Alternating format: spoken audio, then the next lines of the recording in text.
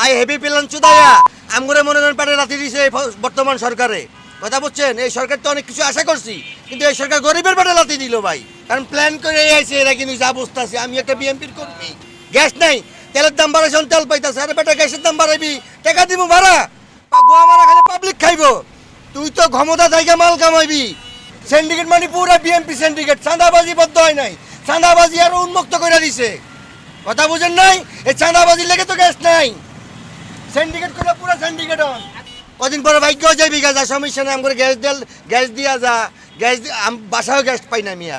পাম্পে তো অবস্থা খারাপই, দেখলেন তো আপনারা মিডিয়ারা কি অবস্থা। এগুলো অবস্থা ভাই, দুঃখে আছি, খুব দুঃখে আছি।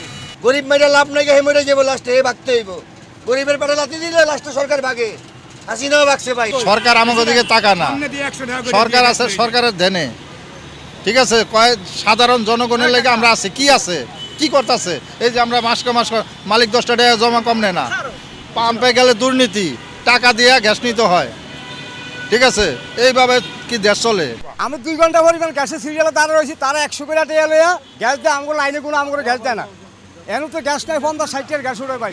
সারাদিন আমরা গাড়ি ইনকাম দিতে পারি না, আমরা কত কষ্ট করি, আমরা কোম্পানির গাড়ি ইনকাম দিই, কোম্পানি ইনকাম কম হয় না, তারও 50-60 গ্যাস দেয়। এরপরে এনে 100 করে টাকা লইয়া গ্যাস দেয়, আমগুলো গ্যাস দেয় না। আমাকে দেখেন কত বড় আমাকে লাইনে আমরা আমাকে বেশি কষ্ট দিতে আছে, কষ্ট দিতেছে। আমরা মালিক জমা পুরোই দিতে হয়, আমাদের কোনো ভয়টা নেই এখানে, সারাদিন খালি পাও।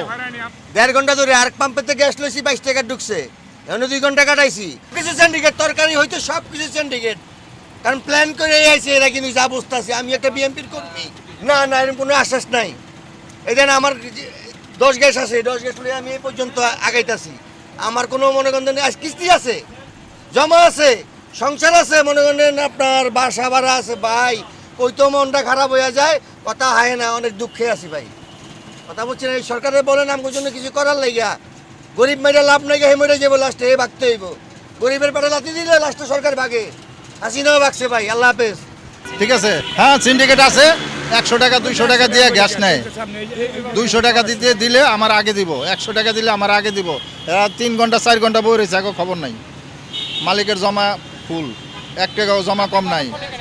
আমি আছি 4 ঘন্টা 4.5 ঘন্টা, একই অবস্থা, সব পাম্পে একই অবস্থা। তো এই আজকে 1 মাস হয়ে গেছে, সরকার আমগুলো লেগে কি পদক্ষেপ নিছে কিছুই নেয় নাই।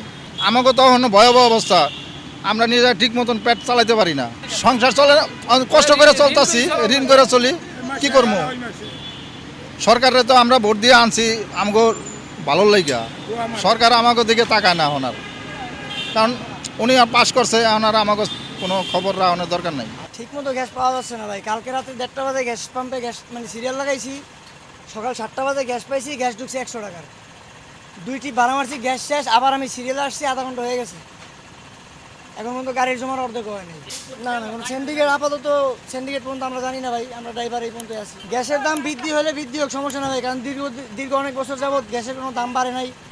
এখন যদিও গ্যাসের দাম একটু বাড়ে, সমস্যা নাই, কিন্তু গ্যাসটা মানে পরিপূর্ণ দিক আমাদের।